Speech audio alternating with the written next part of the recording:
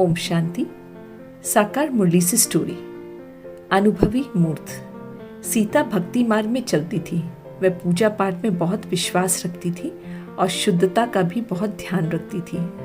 पूजा पाठी होने के बावजूद उसे बाहरी बातें सुनाने में बड़ा मजा आता था। एक बार सीता अपनी सहेली जानकी के घर कथा में जाती है। वहां जानकी उसे खाने के लिए परोसने लगी तो सीता कहती है, जानकी, मैं शुद्ध बर्तन में ही भोजन ग्रहण करती हूँ। जानकी कहती है, बहन, आपने जो शुद्ध बर्तन का नियम रखा है वह तो बहुत अच्छा है, परंतु सबसे पहले हमें अपनी आत्मा रूपी बर्तन को शुद्ध करना होता है जो अशुद्ध हो गया है। सीता कहती, भला आत्मा कैसे अशुद्ध होती है और उसे शुद्ध कैसे कर सकते हैं? जानकी कहती है, बाहर ये बातों को सुनने और सुनाने से आत्मा रूपी बर्तन अशुद्ध बन जाती है।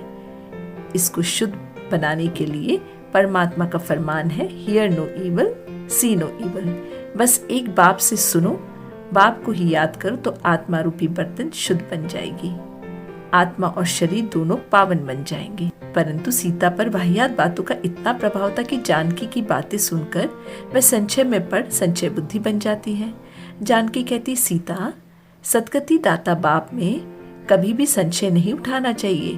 उसकी आज्ञा पर तुम्हारे सब संशय समाप्त हो जाएंगे। बाप की पहली आज्ञा है कि स्वयं को आत्मा समझकर उसे याद करना है। किसी भी बात में मूंझने की बजाय मौज का अनुभव करने वाले ही मस्त योगी बनते हैं।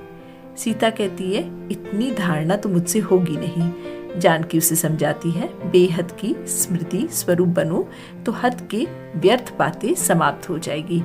हर बात में विजय का आधार निश्चय है, इसलिए निश्चय बुद्धि बन धारणा करो। एक और बात, व्यर्थ बातें न सुननी है न सुनानी है। जानकी द्वारा परमात्मा की मत को समझ सीता आत्मा रूपी बर्तन को शुद्ध करने में लग जाती है।